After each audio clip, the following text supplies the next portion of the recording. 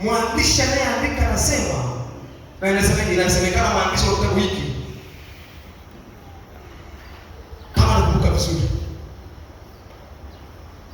si Yesu anasema haijawahi kufanyika Pasaka kama hii. Mfalme Yosia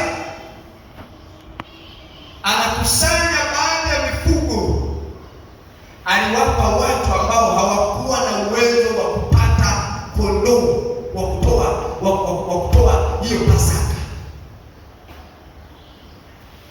Akasema chukueni mkachinje na ninyi. Lakini hapa tunazungumza ndani ya Israeli, na hekalu limekwisha kujengwa la Sulemani.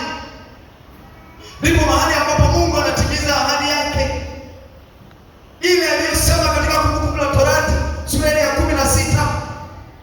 Anasema hamtafanya Pasaka kwenye nyumba zenu, lakini katika mahali ambapo mimi nitawachagua. Mahali penyewe ni hekalu limeshajengwa na Sulemani. Kwa hiyo Pasaka hii inafanyika hapa, na Yosia anafanya Pasaka hii baada ya muda mrefu.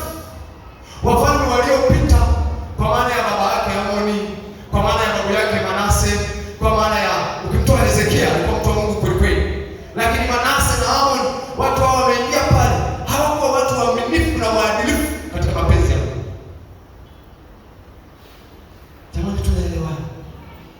Moja ya mambo aliyoyafanya ni kufanya kumbukumbu hii ya Pasaka, kwa sababu alijua jambo hili Yosia, kwamba Pasaka ilikuwa inazungumza ukombozi.